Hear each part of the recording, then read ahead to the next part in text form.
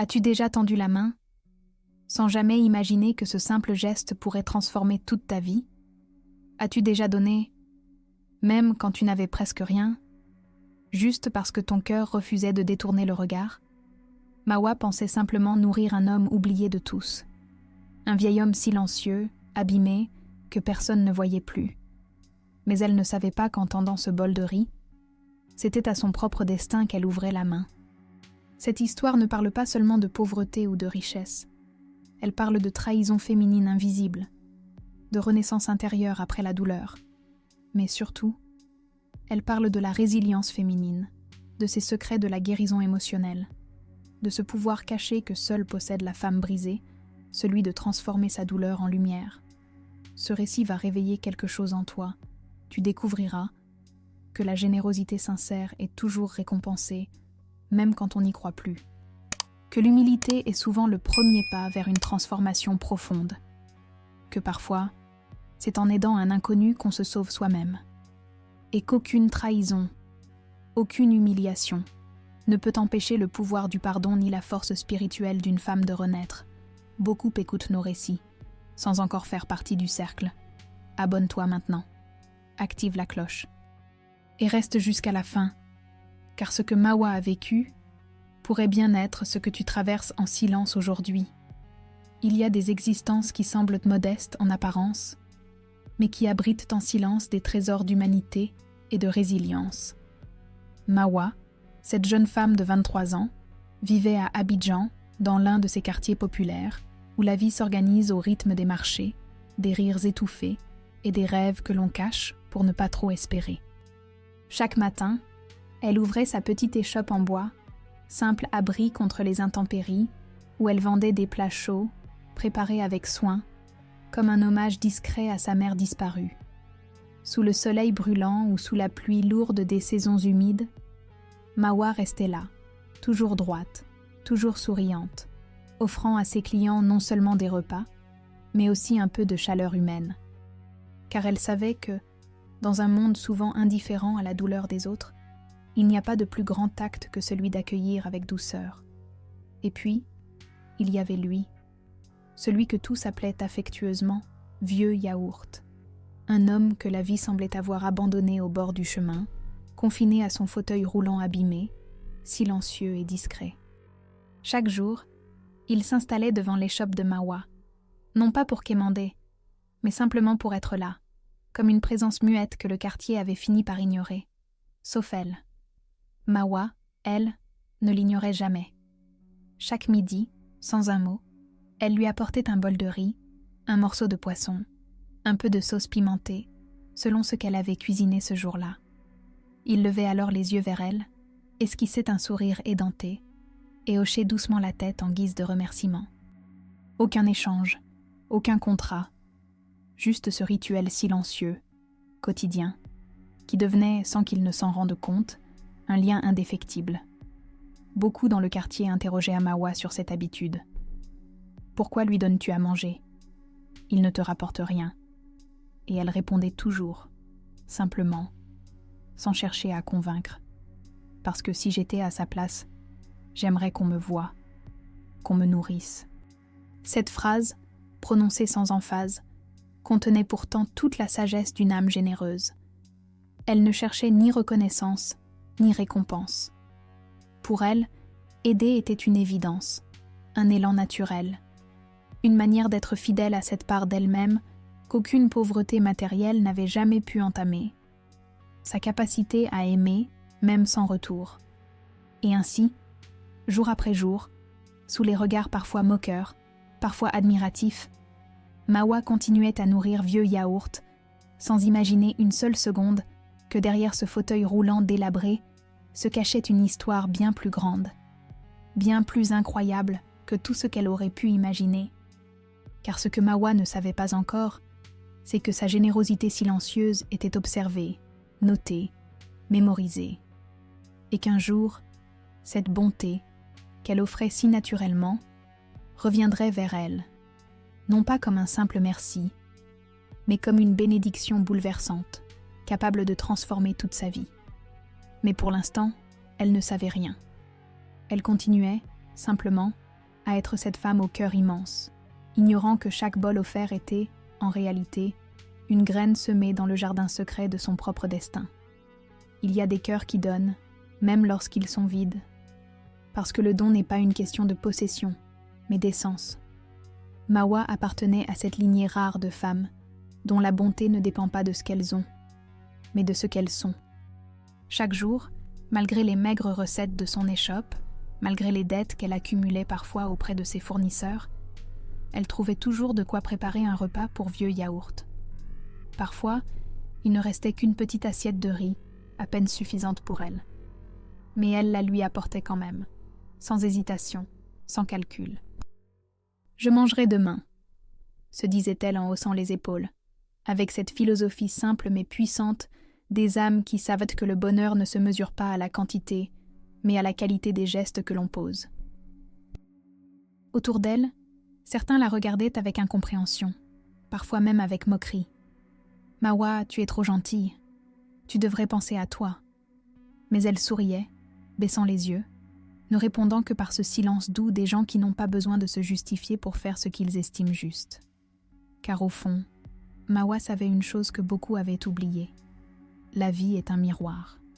Ce que l'on offre, même en silence, même dans l'anonymat, finit toujours par revenir à nous, parfois de manière imprévisible, mais toujours au moment où l'on en a le plus besoin.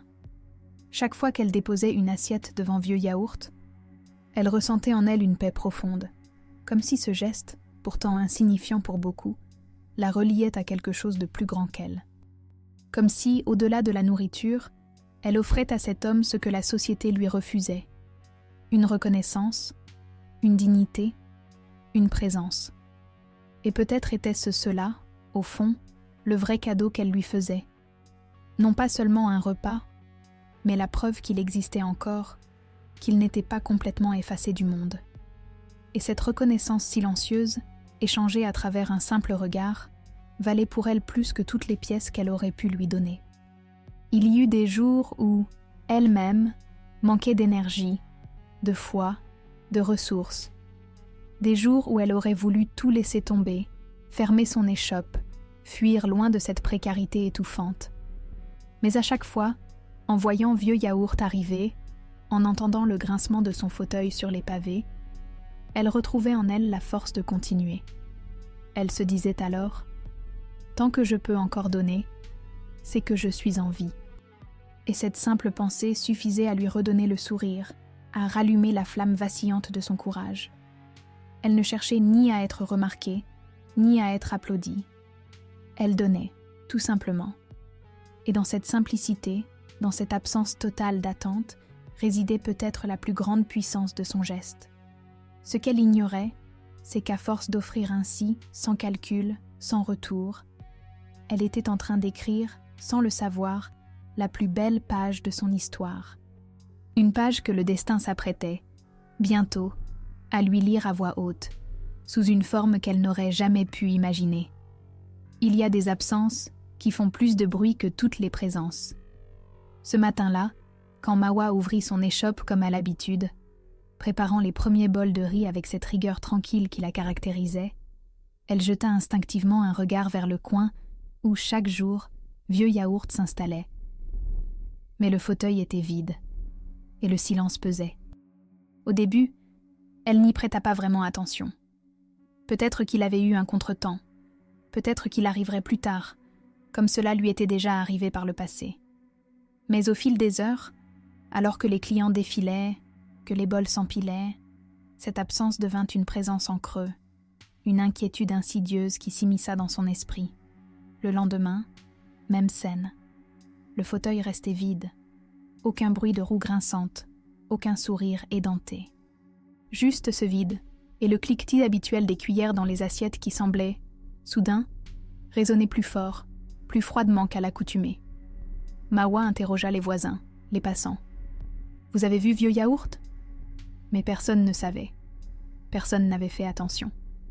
Comme si, à l'image de tant d'âmes marginalisées, il pouvait disparaître sans que cela n'émeuve vraiment qui que ce soit. Cela la bouleversa. Elle réalisa alors à quel point cet homme, silencieux et discret, avait pris une place dans son quotidien dans son cœur, sans qu'elle ne s'en rende compte. Son absence créait un déséquilibre, un manque qui la hantait bien plus qu'elle ne l'aurait cru. Durant plusieurs jours, elle chercha, sillonnant les rues avoisinantes, questionnant les autres mendiants, allant même jusqu'à l'hôpital du quartier, au cas où il aurait été admis en urgence. Mais partout, la même réponse. Non, on ne l'a pas vu. Et cette ignorance collective la révoltait. Comment pouvait-on disparaître ainsi, dans l'indifférence générale? Chaque soir, en fermant sa petite échoppe, elle jetait un dernier regard vers ce coin vide, espérant, priant presque, de le voir réapparaître, de l'entendre lui dire avec sa voix éraillée « Merci, petite ». Mais rien, que le vent chaud d'Abidjan et les ombres grandissantes sur les pavés. Puis, un matin, alors qu'elle commençait presque à se résigner, un homme en costume élégant s'approcha d'elle. Il ne ressemblait en rien au client habituel de l'échoppe. D'une voix posée, il lui tendit une enveloppe scellée. « C'est pour vous. » Et, sans un mot de plus, il repartit, la laissant là, figée, le cœur battant à tout rompre.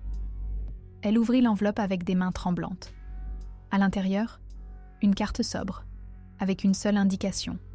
Hôtel Ivoire, chambre 405, 15 heures. Aucun autre mot, aucune signature, juste ce rendez-vous mystérieux qui venait, en un instant, bousculer tous ses repères.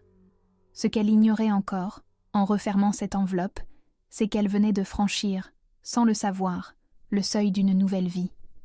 Qu'une révélation l'attendait, prête à transformer à jamais son histoire, sa vision du monde, et surtout sa propre destinée. Il y a des lieux que l'on ne franchit qu'une fois dans une vie, et qui marquent à jamais la mémoire. Pour Mawa, l'hôtel Ivoire n'était qu'un mirage lointain, un de ces bâtiments imposants qu'elle apercevait parfois de loin, en passant en bus, sans jamais oser imaginer qu'un jour, elle en pousserait les portes. Et pourtant, ce jour-là, à 14h45, elle se tenait devant l'entrée majestueuse de l'établissement, son cœur battant la chamade, ses mains moites serrant l'enveloppe qui l'avait conduite ici.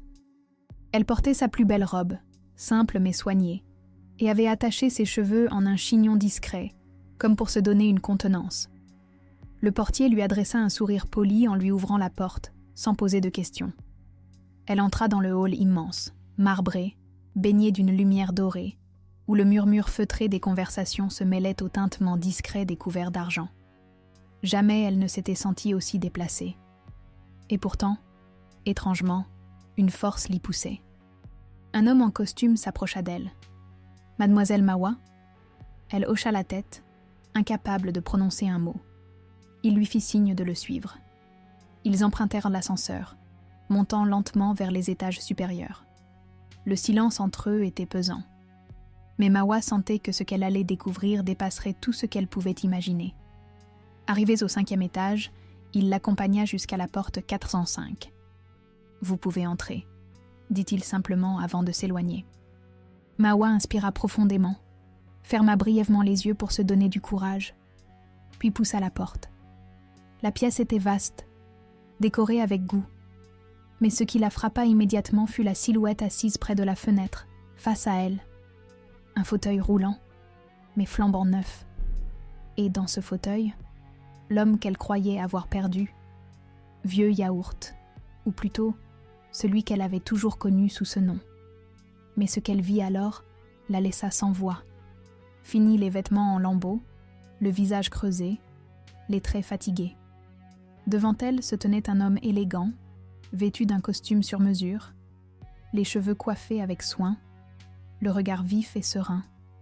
Un sourire tendre se dessina sur ses lèvres. « Bonjour, Mawa. » Elle resta figée, incapable d'articuler un mot, tandis que son cœur tambourinait contre sa poitrine. Comment cela était-il possible? Était-ce un rêve? Un piège? 1000 questions se bousculaient dans son esprit, mais aucune ne trouvait de réponse. Alors il prit la parole. « Je m'appelle Dago, Monsieur Dago. » Elle le regarda, interdite.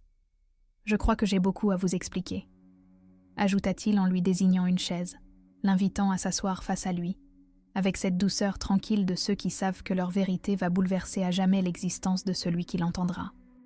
Ce que Mawa ignorait encore, en s'asseyant face à lui, c'est que, dans les minutes qui allaient en suivre, elle entendrait non seulement la plus improbable des révélations, mais aussi l'annonce d'un futur qu'elle n'aurait même pas osé espérer dans ses rêves les plus fous. Il y a des vérités qui frappent l'âme plus fort que n'importe quelle blessure, mais qui, au lieu de détruire, ouvrent des portes insoupçonnées. Mawa, assise face à cet homme qu'elle avait toujours connu comme « vieux yaourt », sentait son cœur battre si fort qu'elle croyait qu'il allait éclater. Mais ce qu'il allait lui révéler dépassait tout ce qu'elle pouvait imaginer. Avec une sérénité désarmante, M. Dago commença à lui raconter son histoire. Oui, il était réellement milliardaire. Un homme d'affaires influent, propriétaire de multiples entreprises à travers le continent africain, investisseur discret dans de grandes fondations humanitaires. Et pourtant, durant plusieurs mois, il avait choisi de vivre dans la peau d'un mendiant. Mawa écoutait, stupéfaite, les mots défiler, sans oser l'interrompre. Pourquoi un homme comme lui aurait-il fait une telle chose? Il sourit, devinant sa question silencieuse. Je voulais voir si la bonté existe encore. Si, au milieu de l'indifférence et de l'égoïsme, il restait encore des âmes capables de donner, sans attendre en retour. Il plongea alors son regard dans celui de Mawa, avec une intensité qui la fit frissonner. Et vous, Mawa, vous avez été cette preuve. Chaque jour, sans savoir qui j'étais, vous m'avez donné, sans jamais rien demander. Vous m'avez nourri, regardé avec humanité, quand tant d'autres détournaient les yeux. Elle sentit ses larmes monter, incapable de contenir l'émotion qui la submergeait. Jamais elle n'aurait imaginé que ces gestes simples, qu'elle avait posés sans réflexion, puissent avoir une telle portée. Elle voulut parler, mais il leva doucement la main. « Laissez-moi finir. » Il se pencha alors vers un dossier posé sur la table, en sortit un épais paquet de documents reliés, ainsi qu'une clé brillante. « Ceci, c'est pour vous. » Elle fronça les sourcils, confuse. « Un restaurant flambant neuf, en plein cœur d'Abidjan, à votre nom, chez Mawa, le royaume des bons plats. Une équipe est déjà en place, le chef est recruté, la carte est imprimée, vous n'avez qu'à en prendre les clés. » Mawa resta bouche bée, la main tremblante tendue vers la clé qu'il lui offrait. Était-ce une blague? Un piège? Mais en croisant à nouveau son regard, elle sut que tout était vrai. Elle sentit alors une vague d'émotion, mêlant gratitude, incrédulité, mais aussi une étrange forme de vertige. Sa vie venait de basculer. « Pourquoi? Moi ?» parvint-elle à murmurer, la voix nouée. Il sourit tendrement. « Parce que vous êtes la preuve que la générosité la plus authentique n'attend rien. Et c'est précisément pour cela qu'elle mérite tout. » À ces mots, Mawa sentit ses larmes couler librement sur ses joues. Mais cette fois, ce n'était pas la douleur qui les provoquait, mais la reconnaissance, la joie pure, le soulagement, et surtout, cette conscience soudaine qu'un geste, si petit soit-il, peut changer une vie, parfois même la sienne. Ce qu'elle comprenait désormais, assise là avec cette clé dans la main, c'est que son histoire n'était pas celle d'une femme pauvre qui aide un mendiant, mais celle d'une âme généreuse que l'univers venait, enfin, de récompenser au centuple. Et ce n'était que le début. Il y a des renaissances qui ne font pas de bruit, mais qui changent à jamais le cours d'une vie. Pour Mawa, tout s'était enchaîné si vite que parfois, elle se demandait si tout cela était réel. Quelques semaines après la rencontre à l'hôtel Ivoire, elle ouvrait officiellement les portes de son propre restaurant, chez Mawa, le royaume des bons plats. Le jour de l'inauguration, vêtue d'une robe simple mais élégante, elle accueillait les premiers clients avec ce même sourire sincère qu'elle arborait autrefois derrière sa petite échoppe en bois. Mais cette fois, elle n'était plus cette jeune femme qui survivait à peine. Elle était une entrepreneuse respectée, une femme d'affaires admirée. Les médias locaux vinrent couvrir l'événement. On lui posa 1000 questions. Comment avez-vous fait? Qu'est-ce que ça fait d'être à la tête d'un des plus beaux restaurants d'Abidjan? Elle répondait toujours avec cette humilité désarmante. J'ai juste continué à faire ce que j'ai toujours fait, nourrir. Mais ce que peu savaient, c'est qu'au-delà de la réussite professionnelle, Mawa portait en elle une mission plus grande. Très vite, elle décida de créer une fondation, Mawa Food Love. Son but ? Distribuer des repas gratuits aux plus démunis, dans les quartiers populaires qu'elle connaissait si bien. Chaque semaine, elle supervisait elle-même les distributions, reconnaissant dans les regards fatigués qu'elle croisait ceux de son ancienne vie. Elle leur tendait une assiette chaude, un mot doux, un sourire. Et à travers ses gestes, elle perpétuait cette générosité silencieuse qui l'avait conduite là où elle était aujourd'hui.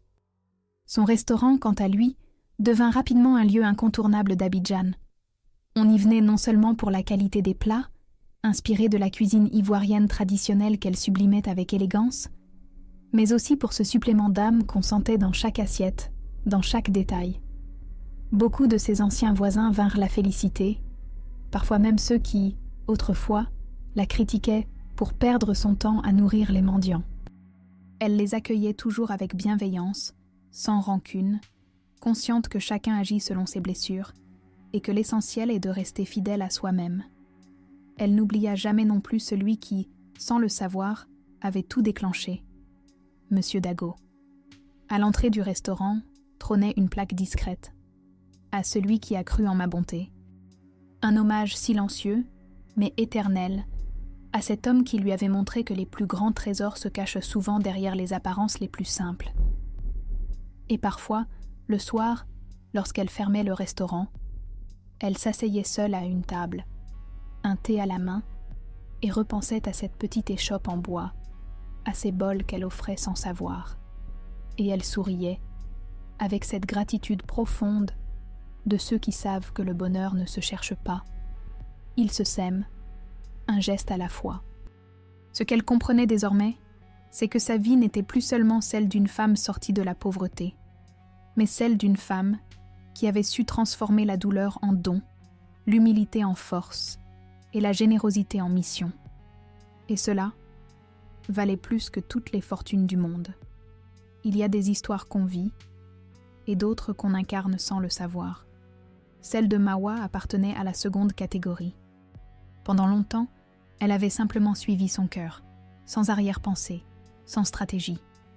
Mais désormais, elle comprenait que son parcours portait en lui un message plus vaste, une vérité que beaucoup avaient oubliée. Elle réalisait que la bonté sincère est un acte rare, précisément parce qu'il est dénué d'attente. Donner sans espoir de retour, sans espoir même d'être vu. C'est l'un des actes les plus puissants et les plus subversifs dans un monde obsédé par la rentabilité, le mérite et l'échange conditionné. À travers son propre vécu, elle avait compris que la vraie générosité est un acte spirituel, presque mystique. Une manière de dire à l'univers « je fais ma part », même si personne ne la voit. Et l'univers, avec sa logique mystérieuse, avait répondu en lui offrant bien plus qu'elle n'aurait osé demander. Elle pensait souvent à ces jours où elle tendait un bol à vieux yaourt, sans savoir qu'en réalité, elle nourrissait aussi sa propre destinée. Chaque geste qu'elle avait posé, chaque repas qu'elle avait offert, avait été comme une graine semée, en silence, et dont la récolte, aujourd'hui, dépassait tout ce qu'elle aurait pu imaginer. Mawa savait désormais que la compassion n'est pas une faiblesse, mais une force invisible, qui agit en profondeur, transformant non seulement celui qui reçoit, mais surtout celui qui donne. Car donner libère, élève, purifie. Elle voulait que son histoire rappelle cela à toutes celles et ceux qui, comme elle autrefois, se sentaient insignifiants dans leurs petits gestes quotidiens. Non, ces gestes ne sont pas vains. Ils tissent en secret les fils d'un avenir que l'on ne connaît pas encore, mais qui, un jour, nous surprendra par sa beauté. Elle comprenait aussi que la vraie réussite ne se mesure pas à la taille d'un compte en banque, ni au prestige d'une enseigne, mais à la capacité de rester fidèle à ses valeurs, même quand personne ne regarde. Et sur ce plan, elle savait qu'elle avait réussi. Son histoire était la preuve vivante que la dignité humaine ne dépend pas des apparences, mais de la manière dont on choisit de se tenir dans le monde. Vieux Yaourt l'avait testé, mais au fond, la vie elle-même l'avait mise à l'épreuve. Et elle avait répondu avec amour. Et chaque fois qu'elle racontait son parcours, à des journalistes, à des amis, ou simplement à des clients curieux, elle terminait toujours par cette phrase : Ne méprisez jamais celui qui vous tend la main. Vous ne savez jamais qui il est, ni ce qu'il pourrait être pour vous demain. Ce qu'elle savait désormais, avec une certitude sereine, c'est que la bonté, lorsqu'elle est sincère, désintéressée et fidèle, est toujours, inévitablement, récompensée. Pas toujours par de l'or, ni par des honneurs, mais par cette paix intérieure qui n'a pas de prix. Et cela, elle le porterait en elle, pour toujours. Il y a des victoires qui ne se crient pas, mais qui se vivent dans le calme lumineux de la certitude intérieure. Pour Mawa, désormais à la tête de l'un des restaurants les plus appréciés d'Abidjan, chaque jour était une célébration discrète de cette trajectoire improbable, de la pauvreté silencieuse à la reconnaissance éclatante. Mais au fond d'elle, ce qui la rendait la plus fière, ce n'étaient pas les articles de presse, ni les félicitations des notables, ni même les chiffres d'affaires en constante progression. Non, ce qui la rendait fière, c'était d'être restée elle-même. Fidèle à cette jeune femme qui, autrefois, tendait un bol de riz à un homme que tout le monde ignorait. Elle savait que le succès peut transformer, parfois même corrompre. Mais elle avait fait le choix conscient de garder intacte cette flamme, celle de la générosité sans condition, celle du respect de la dignité humaine, celle de l'humilité qui reconnaît que tout peut basculer, dans un sens comme dans l'autre. Sa fondation Mawa Food Love était devenue un modèle d'action solidaire dans la ville.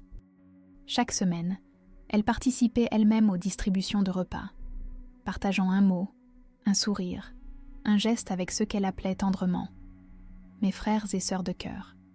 Elle avait compris que donner, c'est bien plus qu'une action ponctuelle. C'est un mode d'existence. Un choix quotidien de regarder l'autre non pas à travers le prisme de ce qu'il possède, mais de ce qu'il est, dans son humanité nue. Parfois, elle passait devant son ancien emplacement, cette petite échoppe en bois qu'un autre avait reprise. Elle s'arrêtait quelques secondes, un sourire mélancolique sur les lèvres, et murmurait en elle-même « Merci ». Non pas à un Dieu, ni à un hasard, mais à la vie qui l'avait placée sur ce chemin inattendu. Elle n'oublia jamais non plus Monsieur Dago. Chaque année, à la date de leur rencontre, elle organisait un grand repas solidaire en son honneur, partageant avec la communauté le récit de cette incroyable rencontre, pour que personne n'oublie que derrière chaque visage se cache une histoire, parfois plus grande qu'elle-même. Et lorsqu'on lui demandait « Mawa, qu'est-ce que vous retenez de tout cela ?» Elle répondait toujours, avec ce sourire paisible, que l'amour vrai est celui qui donne, même quand il n'a presque rien. Et que, parfois, la vie rend au centuple ce qu'on a donné dans le silence. Ainsi se poursuivait la vie de Mawa, entre succès et simplicité, entre gratitude et engagement, entre mémoire et avenir. Une femme qui avait su transformer la plus discrète des bontés en la plus éclatante des réussites. Ce qu'elle savait désormais, avec la force tranquille de celles qui ont traversé la nuit, c'est que la richesse la plus précieuse n'est pas celle que l'on possède, mais celle que l'on partage. Et cela, rien ni personne ne pourrait jamais le lui enlever. Et toi, as-tu déjà tendu la main, sans rien attendre, et découvert que ce geste, aussi discret soit-il, pouvait changer toute une vie? Partage en commentaire. As-tu déjà offert, sans savoir que tu te donnais à toi-même la chance d'une renaissance? Ton témoignage pourrait être la lumière qu'une autre femme cherche ce soir. Si cette histoire a résonné en toi, abonne-toi maintenant et active la cloche. Parce qu'ici, chaque récit est une clé, un miroir tendu à celles qui osent encore croire à la beauté de leur propre bonté. Reste encore un peu. Le prochain récit parle d'une femme enfermée dehors par sa propre famille, mais qui a su transformer cette humiliation en une libération silencieuse et radicale. Clique, ressens, et rappelle-toi. Parfois, ce que tu offres dans le silence est exactement ce que l'univers prépare à te rendre, au centuple. Avec tendresse et mystère sacré, cicatrice de l'âme,